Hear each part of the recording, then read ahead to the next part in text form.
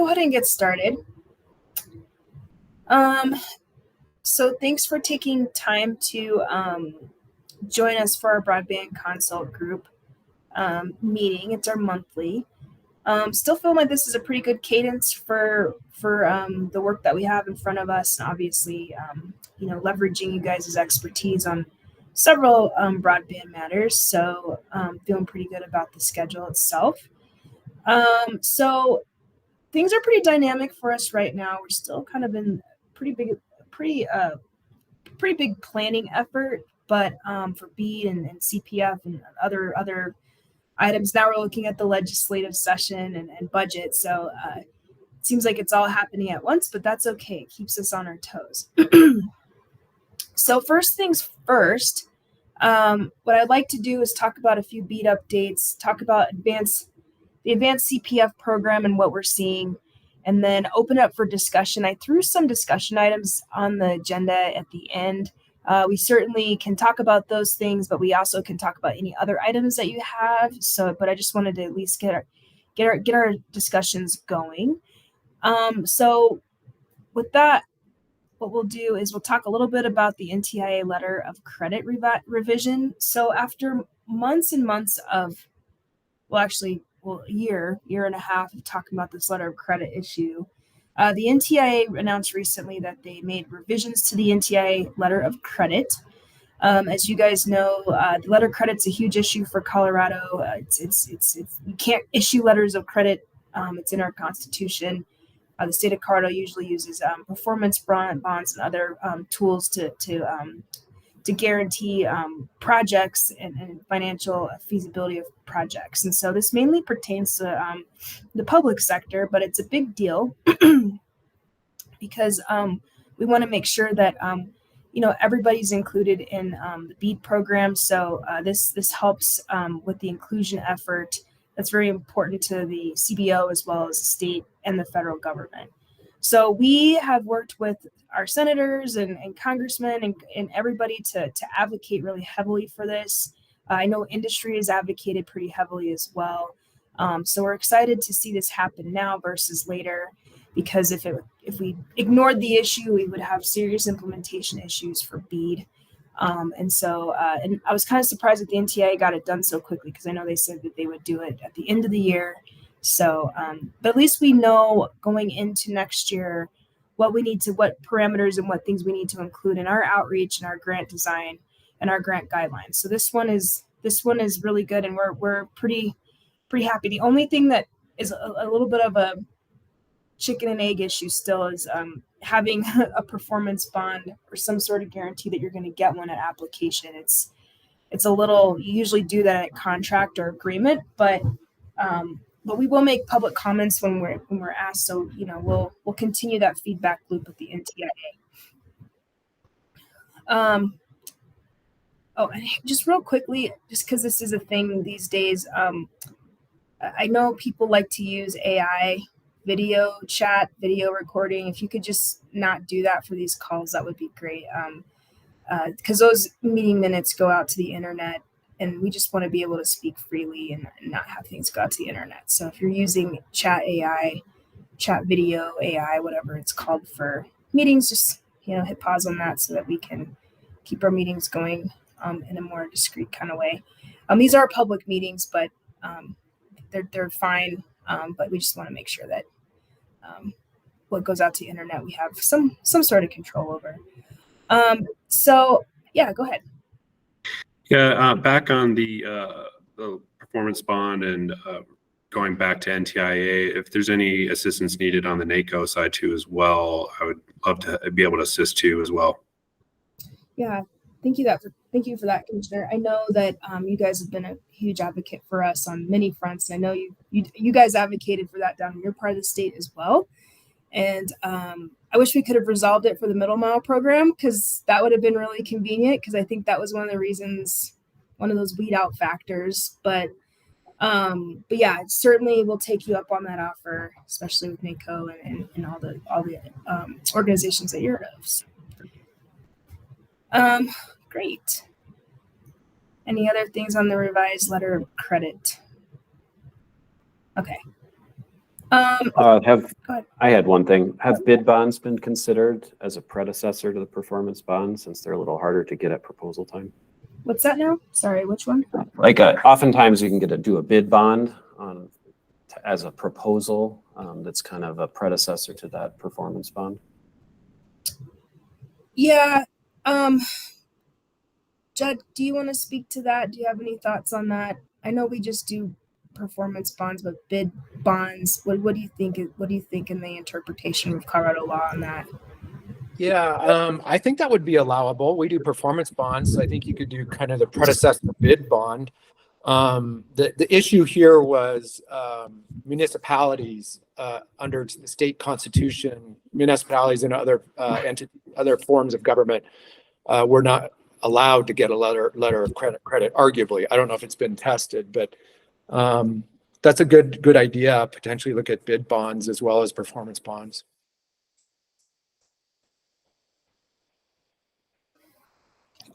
Great. Any other thoughts on the letter of credit? Great. Yeah, we can certainly look into that and then communicate it as well, for sure. So that's good feedback for us.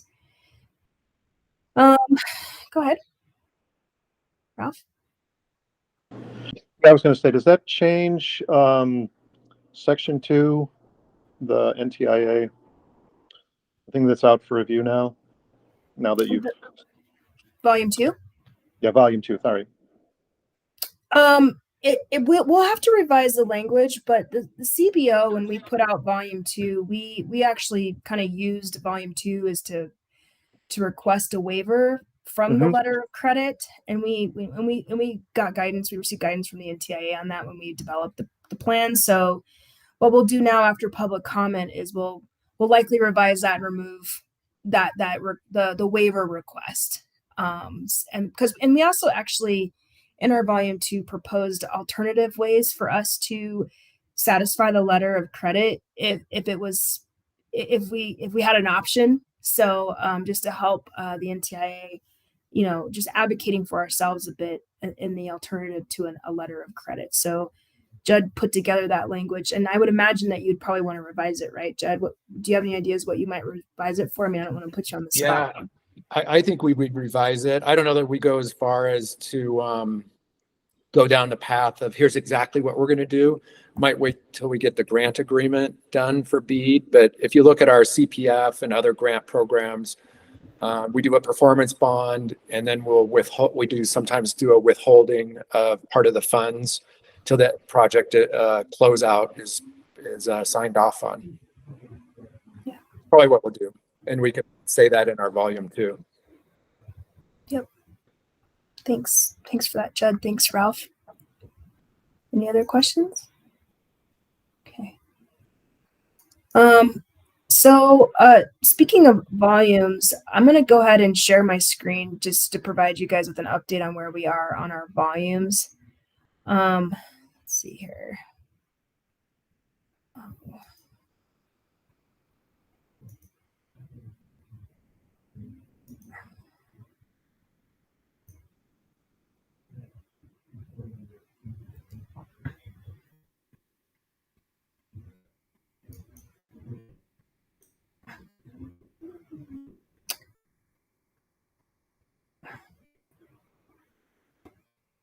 Let me see.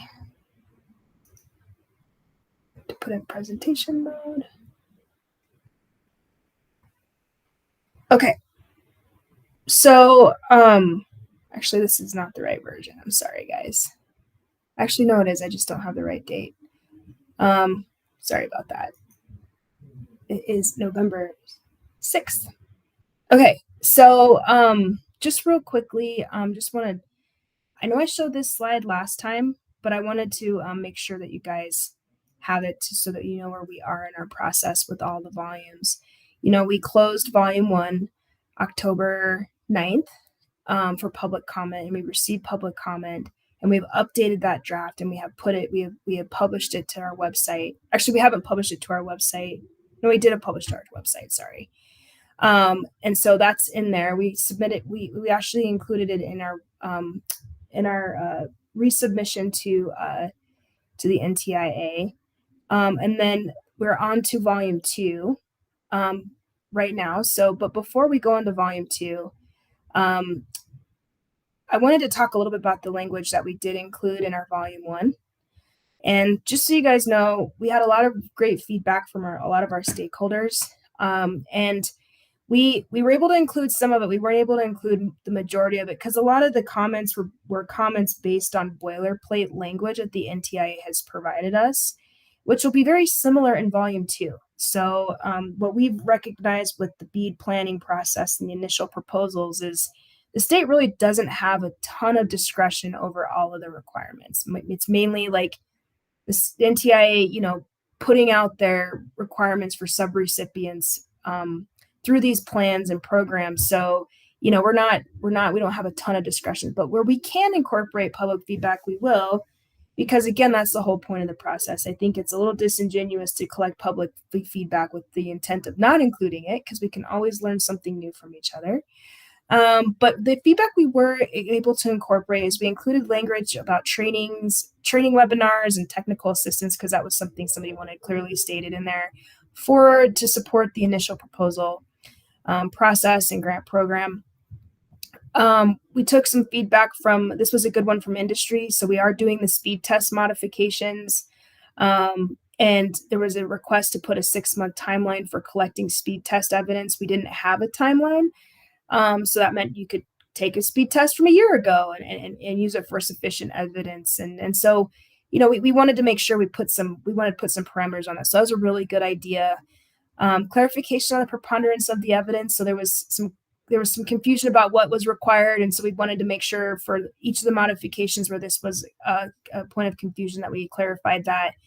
And then clarification that the burden of proof is on a challenger. So it's not on the CBO to prove a challenge. We review the challenge, but we want to make sure that the burden is on applicants, because there was a little bit of some feedback around that as well, like who's submitting the evidence. The CBO will continue to revise the national broadband map as well as our own maps, so that's something we do anyway. But if you're a challenger, you have to provide your own evidence, and it needs to be sufficient for us to review it. As well as you need to make the challenge the FCC national broadband map. So it's we're building our module right now to accept those challenges. So if we'll do some more public outreach on how that'll work. We also had clarification on language in requirement 5 in the challenge process timeline section. There was a little bit of confusion around some of that, so we cleaned that up a bit to make it a little easier for people. And then we did make some changes to the multi-dwelling unit section. We are doing that. We included that in our initial proposal, volume 1. There was a request to change the number of units from 6 to 1 to trigger a challenge process. The 10% stayed the same. That was a suggestion by another stakeholder, so we included that. We also included language around the enhanced ACAM situation, and to make sure that we have a good handle on the deduplication process that we're going to have to pay attention to because of the enhanced ACAM communication that the FCC put out there. We do have 12 companies in Colorado that did apply to that and are on their way to becoming certified. I can't remember when they will be certified. I think it's after the first year. Is that right, Jed? Is it after the new year that they're going to be certified? I think they will. I think the FCC came out with an announcement today, though, that identified more parameters around the enhanced ACAM program, though. Great. Well, I'll have to take a look at those when I'm out of my meetings. Yeah. But we wanted to make this clear that this is an enforceable commitment. And we're already seeing this play out in our CPF program. We've had one provider withdraw an application because of this. So it's nice when the deduplication process happens before you actually have to do it, because providers are pretty in tune with what we're doing and what they're doing. So we're already seeing that play out a little bit on the CPF side. Not a lot, just one at this point. And then, yeah, go ahead, Jeff. Actually, no, you're right. It's not on there. Sorry, confusion again. It's not on there. So one of the things and I remember this now, and I just resubmitted it to the NTI on Friday. So I'm living in a couple different spaces. I apologize. We will publish volume 1, the final, once the NTIA approves it. So we're only doing one publication of it. So it's not confusing. There's different drafts that people are trying to review. So that's when we'll do it. I'm hoping that we get approval from the NTI on volume 1. I resubmitted on Friday, late Friday, hopefully maybe early December, or maybe right after Thanksgiving. They're usually pretty quick about that, but they have quite a bit of a curing process. So, but as soon as we can get that out there, we will. So we also, there was a question about, there was some request to put language in the initial proposal volume 1 on the post-application verification process. We had a stakeholder request to include that. We did not include that, but we will include that. We did put language in there saying that this will be part of volume 2, because that really speaks to the actual application process, the timelines, how we're gonna treat the applicants, the review process, and all the criteria, and what happens after potential awards. So we wanted to make sure that we acknowledge that comment, and it's going to be that it's accounted for in volume 2. That's the summary on volume 1. Does anybody have any questions about volume 1 or any feedback on volume 1? Again, I really appreciate everybody's feedback. I know a lot of you were part of that process, and just really appreciate that, because we did miss a few things, and we incorporate some good ideas on that one too. Volume 2. So we went over this. I know last time we met, we were just maybe doing kind of a broader introduction to the CBO for some of you who are just getting acquainted with us or need a refresher, but really want to talk about the nuts and bolts right now. So the initial proposal volume 2 is a big one that we're working on. The purpose of this provides pretty much a summary of the CBO's grant design requirements for subrecipients. It hits a lot of categories that I know many of you are interested in, as well as our stakeholders. And so, out of the 20 step requirement process, this is the bulk of the actual proposal. And so it's out for public comment. It'll be out for public comment until November 27th. And so I'm going to record a webinar here probably this week, probably this Friday, to go over the section, the actual document like I did last time for volume 1. I would have liked to have done it last week, but I was a little tied up, but we're still tracking on time, but we did publish this October 26th. We will send this slide deck out to you, so you have a flyer, but we have a flyer, a basic summary of the outline of volume 2 to get people started on the review, what sections mean what. We tried to break it down so it's a little easier for people that don't read these documents all the time to understand what the purpose is. I know some of you have already started reviewing, so I've met with some of you. So this is also available on our website. So it's, if you want to pass it around, it has a QR code to the actual document. And so it's out there for public comment. Again, we anticipate receiving a lot of public comment on this. So we're going to set aside a huge chunk of time at the CBO to review every single comment to see if we can include some of it or not include some of it. Again, most of this is up to the NTIA, just so you know. So if we can't do something, it's the NTIA saying we can't do it, but it doesn't mean it wasn't a good idea, because I know their parameters are pretty strict. So, but that's where we are right now on the initial proposal volume 2. Some highlights for you guys that I thought would be relevant without going into all the details, because I will do a webinar, and it'll be recorded. And Kristen, you can help me with it. I remember I asked you the other day about it. I remember last time it was volume 1 that I just did a pre-recorded webinar on it. But the relevant highlights for you all is this document lays out the deployment strategy, the deployment subgrantee process. It's 10 months long. I mean, it's a long process, but there's several steps that are involved in rolling this program out. There's the challenge process. One of the things that I anticipated would be a point of feedback is having you guys, putting our grant guidelines out for public comment. It's something that was requested for CPF that I did.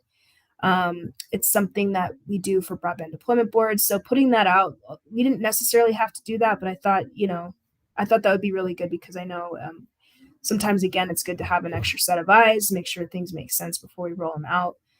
And then, just so you guys know, we'll go through the whole subrecipient process, application process, and once we're done making our recommendations for award for BEAD, we have to put those in our final proposal to the NTIA at the end of the year to get approval. So the NTIA has to approve every single step. So they're actually the ones that are approving our grant awards. We're just recommending the ones that we'd like to move forward in the process.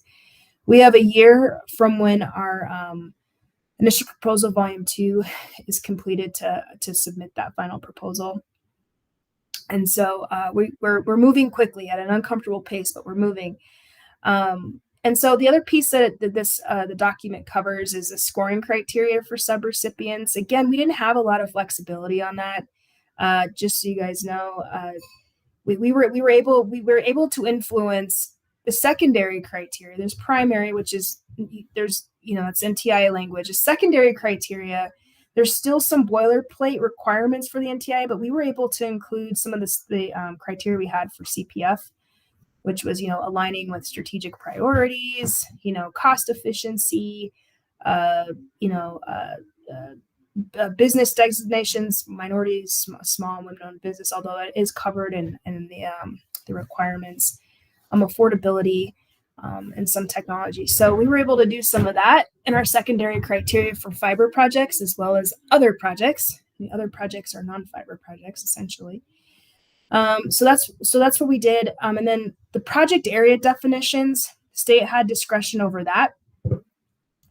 The one thing that we didn't have discretion over was making sure that if you are a provider bidding on BEAD for money, BEAD money is the 100% serve. So if you're bidding on BEAD for a project area, as a provider, you have to be able to certify that you can cover 100% of those project areas. So that was something that's very, very, very important to the NTIA. So if you're talking to your stakeholders and constituents, there's really no way for us to get around that requirement. So you can certainly give us that comment, but just so you know, it's not something that we can actually update. And we do actually want 100% service. So, it's a huge priority for us. So we really want people to put those projects forward. There is a whole deduplication process with project areas, recognizing that that we're always going to have to be in this space of looking at the existing commitments, which providers are where there's gaps. We're going to have a reconciliation process for the project areas where we don't have a provider. There's might be some parts of the state where we don't get any bids for a project area. So we're kind of, I have some concerns about that, but hopefully through this process we can reconcile. Go ahead, Eric. Yeah, on that, I've always been wondering that whether it's CPF or BEAD or anything, it seems like this parts of the state that are going to need it the most are probably the ones that haven't been engaging, don't necessarily have ISPs that are already, planning projects in their areas. And if you have a plan to try to fill in those gaps, which are probably where the greatest needs are in some way, shape, or form. Yeah, it's a huge concern, and for everything that you mentioned, it's very. So in the volume 2, and this is kind of we received some help from NTIA to figure this out, but for an example, for a place that it doesn't have a bidder, there's not an ISP. What we're going to do is we're going to kind of take it step by step. So we're going to reach out to the nearest ISPs and incentivize them to cover that area. It's going to be a requirement potentially, yeah. And so.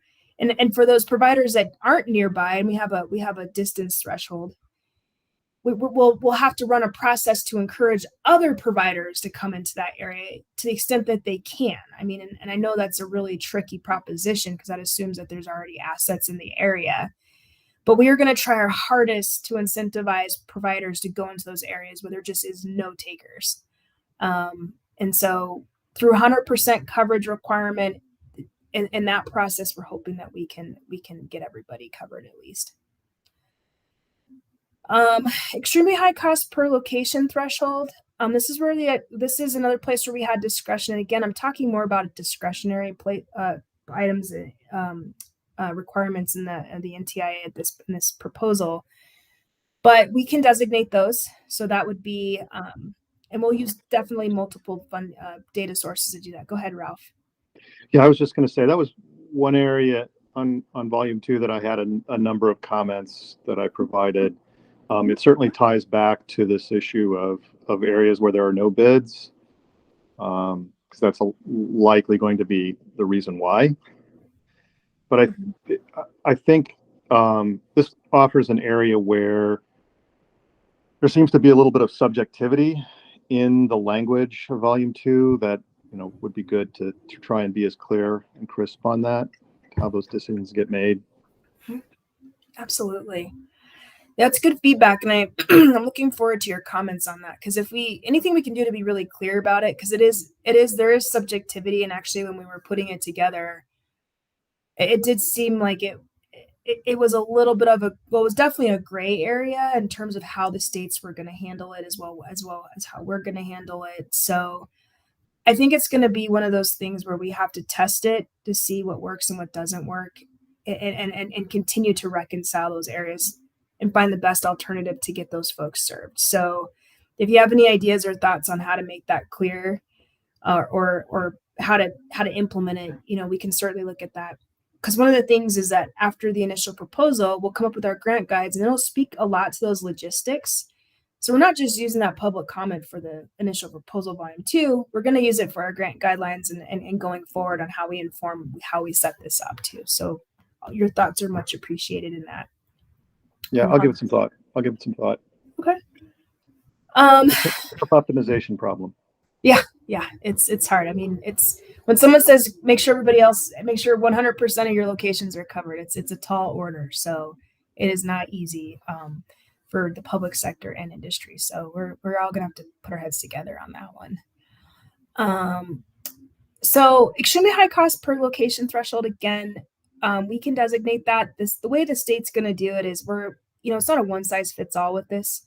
There are some parts of the state that are cheaper, some that are incredibly expensive. So we got NTIA to sort of be on board with designating certain areas. They just will have to make us go through a couple more vetting processes for that, but we will be using multiple data sources. So we'll be using historical data from our applications that we received. So CPF's a good test case for some of vetting, the actual data points with the actual applications, like having real-time cost estimations through those applications.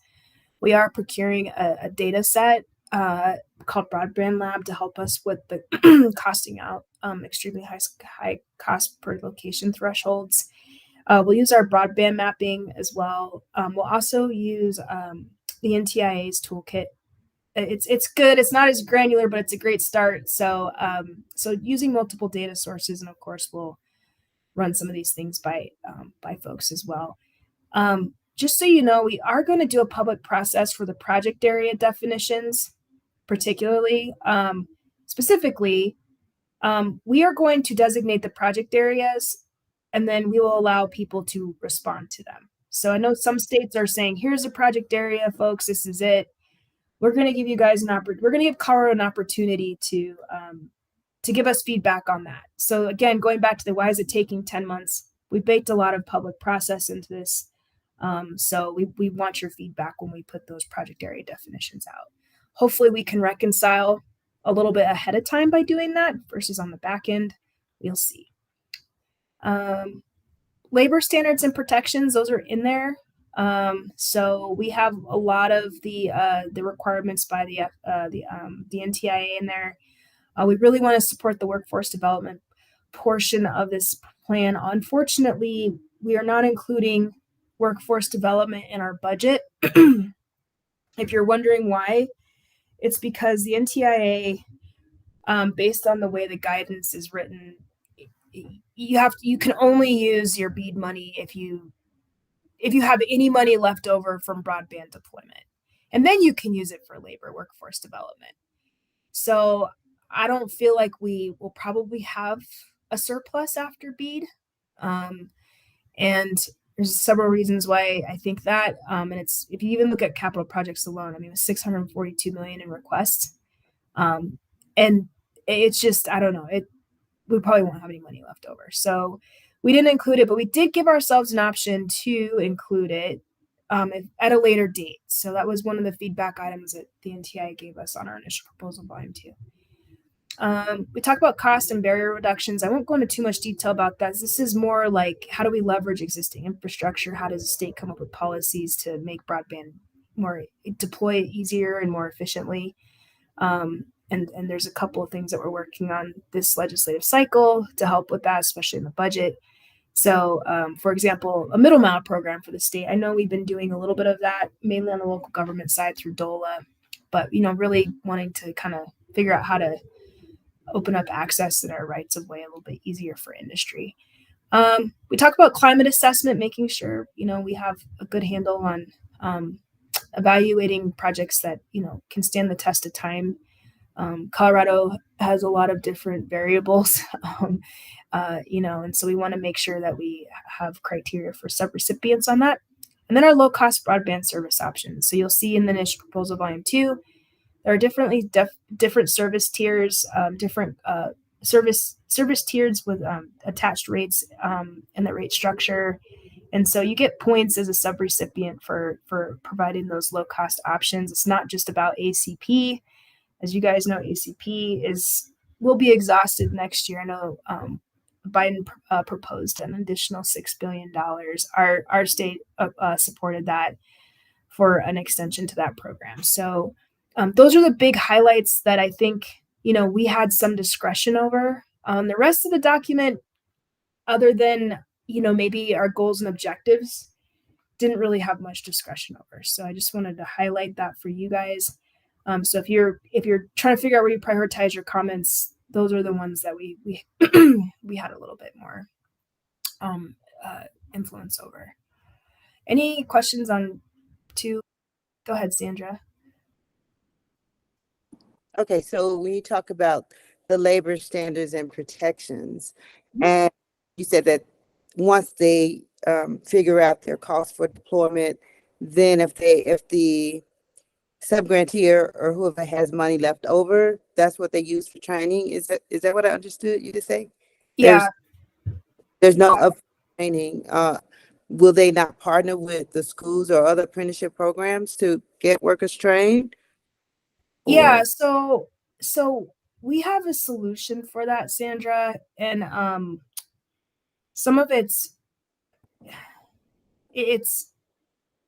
we have to find another budget for it, and it's probably going to be state dollars. I have some proposals in the mix floating around leadership right now to come up with budgets for these things that the BEAD program won't cover. And it's not that the NTIA doesn't want to cover it. It's just we only have $826 million and they prioritize deployment. If we have money left over, we will fund those training programs. So that's why the efficiency piece is so critical in our sub-grantee selection. That's why those high cost, designating high cost areas appropriately are going to be really important, because we're not going to get to every location with fiber. It's just going to be really difficult. And I've never confirmed that we would get to every location using fiber. But we're going to try this session, as well as in my budget, to start working on some of those, the workforce development side of things. And we're working with CDLE as well. So it's not that it's not going to happen. We just need to identify another budget to make it happen. But it's still a huge priority for us. So we have about a $5 million budget over the next 5 years for workforce training, and so that will happen. It just might not be the BEAD funding source for that, to be determined. Gotcha. And then can I ask one more? And full confession, I did not finish the entire 161-page document, but there are sub-grantee, sub-recipient, eligible entity. Are those terms interchangeable, or how are they defined? Because the average person will probably not know what each of them, represent. You're right. It's confusing. And maybe it's something we even clean up in the final document, sticking to one one definition. Eligible entity, I treat that as kind of like the state of Colorado. When you look at their when you look at the actual requirements in the guidance for the initial proposal, but subrecipients and applicants are treated the same. It's the same stakeholder group. Okay, and subgrantees, is that the same as subrecipients? Subrecipients, yep. Okay. Subrecipients, subgrantees, and applicants. So we can clean that up in the final too, if it's confusing. So, All right, thanks. any questions before we move on? Okay. All right. Go ahead again, Sandra. Oh, no, I thought I was turning it Oh. off. Sorry. Oh, all right, no worries. I want to talk a little bit about CPF right now. I don't think I went over this with you guys last time. But did I go over the CPF application summary with you guys? I don't know if I did. Okay, so we had 112 applications that submitted to the CPF program. We are 4 times oversubscribed. So when we told folks that this was a very competitive process, we really meant it, because it's just a lot. There's way more money. There's way more applications than we can fund. We had 37 unique applications, and we had $642.7 million in requests, which included $311.7 million in matching funds. We had, of the folks that applied, we had a 96% ACP participation rate, which is incredible. And we had 9,671 route miles proposed. And then the other piece that's really great is that the technology proposed was fiber to the premise. So 97% of our applications were fiber projects, 2% were hybrid, and 1 was wireless. This is a fiber preferred program. So if you proposed fiber, you got extra points. Applications by county, we had 17 counties with 0 applications. So that's where we're looking at the no bid territory. So we have really great data going into BEAD where we need to really focus ahead of BEAD to figure out why 17 counties didn't have any takers. We had 30 counties with 1 application. That's another area we'll have to look at, but the 17 is more alarming. And then we had 17 counties with more than 1 application. The top 5 counties with the most applications were Larimer County at 18, El Paso at 12, Pueblo at 9, Grand at 6, and La Plata at 6. I'm not going to go into too much detail about this slide here because you can look at it when I send it out. But these are all of the counties with the providers that propose applications in these counties. So we have a really good mix of industry, nonprofit, larger companies, smaller companies, medium size. We have a few community broadband applicants, not many, but you can tell in Larimer County, if I go to Larimer County, let me see, where is it? Is it up here? I'm missing Larimer. Oh, here we go. We had 18 applications. A lot of those were from Fort Collins, Loveland Pulse, a few from Comcast, and several others, Estes Park. So there's a huge, heavy representation in Larimer County on the local government networks. But I know La Plata is on here, so Commissioner, we have 6 from La Plata, and so forth. So we have a pretty good representation here across the state. 0 applications from Denver, not surprised there because they're pretty well connected, but their issues are more on the digital equity side of things, is why people aren't served. So we have good data here, and we're going through these applications right now, and we'll hopefully have awards, intent to awards out early December. As you can see here, we had the 2-tier system. It seemed to work pretty well. I know initially people might have been a little skeptical about that, but we did have a lot of folks in Tier 1, a lot of applicants in Tier 1, and these are the most unserved parts of the state. 82% of the funds were Tier 1 allocated, and then we have 10% of them for Tier 2, which were the lower cost areas of the state, but still had unserved and underserved. And then for the both, we had an overlap. So some projects were included in Tier 1 and then in Tier 2. So we're working through those projects now. Here's a concentration by entity, location concentration by entity. This really speaks to the unserved and underserved. So you can see the representation, or what makes up the the applications that were submitted through municipal government, county, cooperatives, nonprofit corporations, and so forth. And so just, CPF, as a reminder, prioritize the unserved first. So we see we've seen a lot of applications that have proposed to cover unserved locations first, and then also underserved, but we were really hoping for the unserved as well. Total funding by entity, you can see here, huge showing from the tribal communities. Private sector, obviously strong showing. We have partnerships for the first time kind of showing on the spectrum here. Other companies, nonprofits, municipal governments, counties, and cooperatives. So it's a pretty big mix, pretty good mix of different entities that are applying for funding, which I would assume would happen for BEAD as well.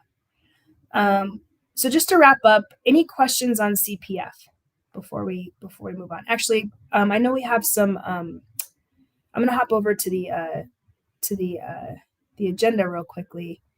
I want to talk a little bit about CPF and what we're seeing, because I know on the agenda we have we always take lessons learned from our grant programs and try to communicate to applicants ahead of the next opening. Like I said, this is a very competitive program. Most people will not be funded. And so I just want to highlight some of the reasons why. And so if you're talking to folks that didn't get awarded, or you want to know why people weren't awarded, these are real things. General observations: people were missing required documents. They just didn't even put them in the system. People lacked detail on CapEx and OpEx sections. Matter of fact, we had some companies that didn't even fill it out. And we had one company that just did one line item. So we have to be able to evaluate applications based on CapEx and OpEx. So we had a really hard time. So there were some of those that scored lowly didn't provide enough detail. We also had issues where people were uploading the wrong documents. So, or not uploading them at all. And then we had folks that were proposing overbuilds on ineligible locations. So, so we had that going on. The contributions in kind weren't properly documented or not depreciated correctly. Future assets and future labor included as contributions in kind, when we said those were not part of the guidelines. They weren't. That was a no-no in our guidelines. Documentation of matching funds. So, for example, we had an applicant that said, "Oh, so another county government's going to provide their SLFRF allocation as match." Well, there was no documentation of that. And then also the attaching of unsolicited proposals at CDOT. That was one thing. If you were using CDOT right away, which were really clear in our guidelines, that you have to attach, you have to go to CDOT and get that unsolicited proposal submitted. It's more of like a heads up to CDOT, but it's also documentation that you actually had a conversation with CDOT, because we've had issues in the past where some providers would submit an application to the state for broadband and to use CDOT's right of way, and CDOT had no idea that they were proposing it. So we were trying to help with the interagency communication on that. It also shows readiness as well. So there were some of those general issues that we were seeing in the application process. So those are the big themes as to why people didn't receive funding. Yeah, go ahead. Go ahead, Sandra. All right, real quick though, is the state going to, or have they done any evaluation on the ability of those who receive those funds to hire, train, and retain the qualified workers? And will there be any documentation that exists about the evaluation for the CPF? So CPF did not have the requirements that the NTIA included in BEAD. So we didn't. We did have a labor section in the grant criteria, Sandra, and so we did evaluate. We did use that as an evaluation criteria. Because we wanted to make sure that there was at least that in the CPF program. But BEAD is way more comprehensive than CPF.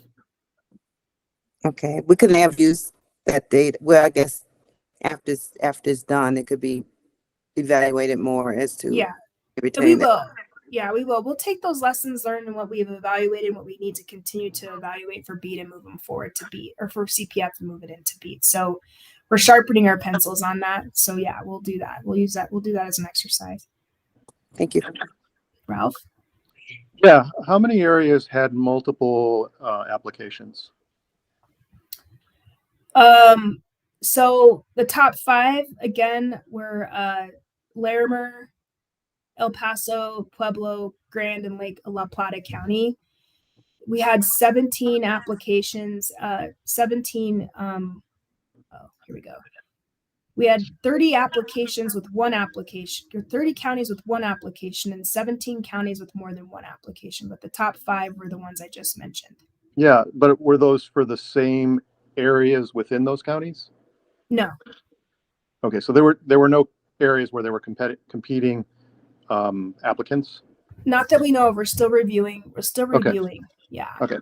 But what's been really great about CPF is we haven't really seen a ton of that. I thought we'd see a lot more.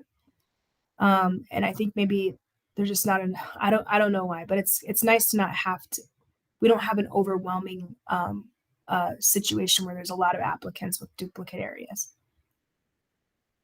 So the CPF release, it's the intent to award process will be early December. I know I said the end of November, but we needed 3 additional weeks to review the applications because we had 112, way more than we expected. And so it'll be early December. So you'll see something before us for the end of the year. We do have an appeal process after the fact. So we'll publish the awards and then we'll run that process and then hopefully be wrapped up by the end of the year, early next year, and get the contracts started for those that received awards. Thanks. Eric? Yeah, with one of the required documents, it seems like they were required to get some level of support from the local governmental entities that they were proposing to put their project into. Is that correct? Yeah, that's correct.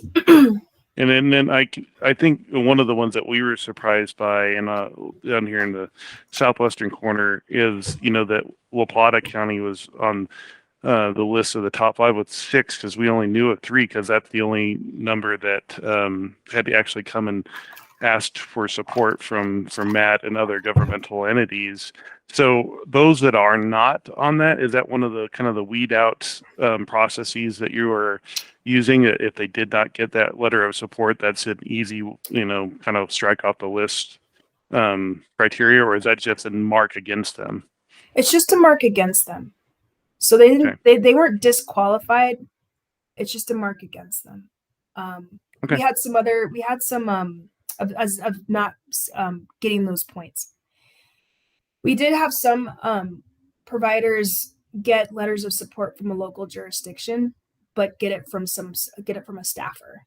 What we asked is that you go to the governing body to get that letter of support. So those folks didn't necessarily satisfy that requirement either. So yeah, it was important. It was something that was the Treasury really encouraged us to put in there as well. So community support is huge. So you're going to see that where there's going to be a lot of applications you had no idea about because they didn't come to the government to get the letter of support.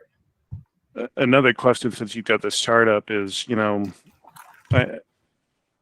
seeing some counties that we know are fairly heavily populated, and might have the resources to actually, look at the scoring criteria and put in a number of applications, each under the limit, but cumulatively taking a lot of the potential funding in one county. Is there some level of, distribution that you're looking to apply so that all of them don't go to, say, the top 3 that you show right there? Yeah. So yeah, we've talked about that as a group. And, what we're focusing, because it wasn't a criteria to, for example, we didn't say, hey, you can only receive 3 awards, because we want to make sure we didn't put that in the criteria. But what we're paying attention to, which is really important, is the geographical diversity. So that's where we're looking, and we're looking at that right now as we're moving through the process. But you might have one provider that has 12 applications, but are they applications across the state, so that we can achieve that geographical diversity where it's just not all in one area. And so we do have a lot of that geographical diversity. So when you see those applications, multiple applications from one provider, they are proposing in many, many different areas of the state, depending on where their assets are.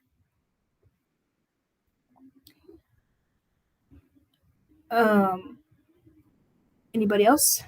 Cool. All right. So just to wrap up on the slide deck, I just had one slide, just let you know where we are with planning efforts. Our digital equity access plan is it's being drafted. We're going to review it over the holidays. We'll make it available for public comment after the first of the year. Our BEAD workforce fulfillment plan is finished, and we're gonna launch that with press this month. And then we're preparing for BEAD. So we have the challenge process we're preparing for. We're working on our grants platform, our compliance function. So it's never a dull moment at the CBO. So it's really go time to ramp up for that application process, which will include a lot of technical assistance like CPF, as well as public outreach. I know I'm doing a lot of talking, but I just want to maybe take the next 10 minutes and open up any discussion items that anybody has. I know we talked a lot about the initial proposal. The CBO is working on a dedicated middle mile program right now. And then one thing that I just came across, which I think is helpful for everybody on the call, is the Forest Service has dedicated a broadband office to help with the implementation of BEAD. So I talked to this individual. She's really great. She's going to be a resource for us to help expedite these permits if we have any permits that are related to the broadband program that are being held up. So we have an advocate on that side. I asked if BLM had it, and she said no. So but that's a big deal. Is that state level or is that federal level? So it's our federal partner. And they're saying that they have I think it's District 4 or District 5. She's their broadband coordinator for the entire state. And she's going to be working directly with the forest districts within the state to make sure that we have an efficient way and a point of contact to navigate the Forest Service's process around the permits, the NEPA, everything that I know holds up really, really incredible programs. So that's a huge bonus for us. Cool. Jeff, do you want to go? And then Sandra? Thank you. You mentioned the CBO dedicated middle mile program. I suspect we don't have time to get too deep into that on this call, but we would love to hear more about that, either on the next call or some other time. And in relation to that, and I've been asking my members the same question, does CBO have access to or built a database or any data on available middle mile, whether it's publicly owned or privately owned or operated, just to catalog what our existing middle mile inventory is? Because I think knowing what the facts are helps us figure out, what the solutions are. But appreciate you focusing on it. Yeah, it's such a big deal. And, it's kind of chicken and egg because, we have these last mile grants and they have to connect to middle mile. We don't have it in some places, in a lot of places. And so, or it's really expensive. So I will tell you that we don't have a good inventory at all. I mean, CDOT has their middle mile, their fiber right of way map. And I think it's mostly complete. They hired somebody to help them with identifying where their assets are. So it's not perfect. And it's incomplete. And we don't have any information from the private sector on where there's middle mile, other than what we hear about and know about. There's not a comprehensive list of middle mile, Jeff, at all. And so I'm hopeful that with dedicating a middle mile program, we can put some resources around the staffing and the funding we need to actually take it seriously to get it done the way it's supposed to. Because other states, there's other models out there that they have a pretty good handle on their middle mile. I wouldn't say that we do as a state. I know DOLA funds like local government middle mile. It's usually, CNLs and some other smaller projects, or public-private partnerships. But as a whole across the state, we don't have a comprehensive approach to our middle mile strategy. Thank you. Happy to keep working with you on that. Yeah, it's so needed. And what my goal, and we can talk about it our next. I put it on the list for next time. So maybe what we can do is maybe talk to your members to see, maybe brainstorm some ideas and bring them back to the group for how we might start to address that. Because I'm through a couple of hurdles at the state for approval. So I feel like it's highly likely it'll happen. The approvals to get this established. So we'll actually have some real resources to get it done. Cool. Sandra, and then Eric. Okay, real quick. And understanding that the major focus is expanding broadband, especially in those unserved and underserved areas. We were kind of disappointed to see that the CWA recommended labor standards, since jobs were underscored in the Infrastructure Investment and Jobs Act, that there was not more value put on those to create good quality, family sustaining wages, jobs that train people and leave them with a marketable skill even when this is all over. So I just wanted to kind of make that comment and see if you have any feedback on that. No, I I hear you, Sandra, and I think maybe what would be, and I think when we chatted the other week, what I'd like to see is I'd like to see specific. I know you had the recommendations, and you shared those with us. We can certainly look at those again for finalizing. Excuse me, finalizing the initial proposal volume 2.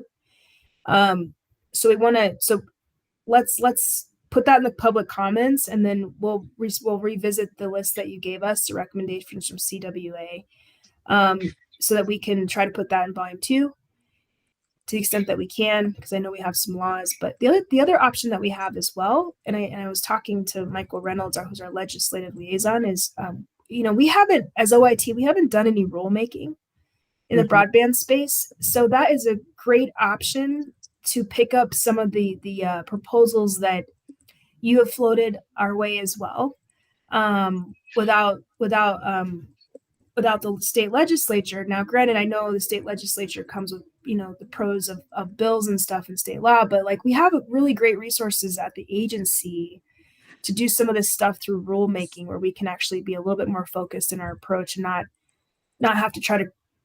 We have this big $826 million program. How does it all fit? I would love to leverage that rulemaking process to do some of this work for labor. Okay.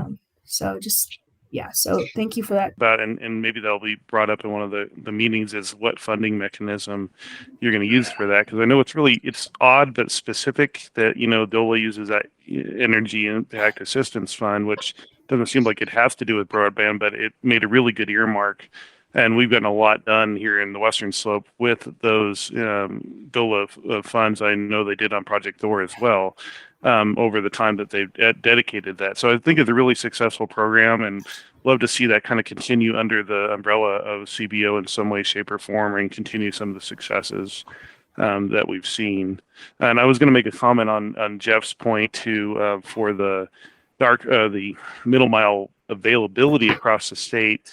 I think that is a hole from what you might have on your data set when it comes to maps right now, where you could go to a central source and see all the leasable dark fiber, whether it's governmental owned or like Tri-State where they do an open access model. There is a lot, and we could actually from our region provide what we've collected, send that back to Megan or whomever, and maybe we could have other regions of the state do the same and build a comprehensive set of available leasable fiber, and then potentially even the lit fiber as well that is there, but they don't give you the maps like the incumbent local exchange carriers generally don't publish their maps, but they're still there, and there's a lot of fiber out there, but it is really hard to know what do we have to connect these communities? And as we get to last mile, that is going to be really important, because that's how you connect them. Yeah, no, and this is all part of the plan, and because one thing that I need is I need some staff dedicated to doing this work, because we could give it to Megan, but Megan she's busy with BEAD and challenges and versions of broadband maps. What I really need is a team dedicated to it, to be working with you all in the field to figure out. I start to identify these assets. Thanks, Ralph. I know we're way over time, but that's all part of the strategy. The other thing too is I'm trying to consolidate some of the CDOT efforts into CBO, so that we can cut out some of the middleman, if you will. And I know it's something that they would like to do, make it more efficient, make it more timely, hopefully. So all of that is on deck for that middle mile program. The identification of assets, how are they managed? How do we get it? How do we build out the network so that providers can take advantage of it? So yeah, it's a really, really comprehensive strategy. And there's models, there's models in other states where they do this. So it's not something new to the country. Like, we can get this done. It's going to take some resources, and we're requesting that. And so far we're doing pretty good in our process so far. So any advocacy you guys can provide when the time's right, it would be really helpful on that. Cool. I know we're way over time and I have another meeting. So I just wanted to say thank you guys for this. Next month I'll do less talking, I promise. I know I said that last month. And we'll talk about some not real issues, but real topics. If you guys have anything you want to discuss, please email that to me and I can include it on the agenda, so that we can dedicate some time for more of that feedback loop. But I do appreciate your comments and everything. If there's any questions that you have in the meantime, just let me know, and have a good rest of the afternoon. Oh, when will we get the slides? You'll get the slides right away. So Kristen will send them out, and so you'll have those for your review. So, all right, good. Thank you guys.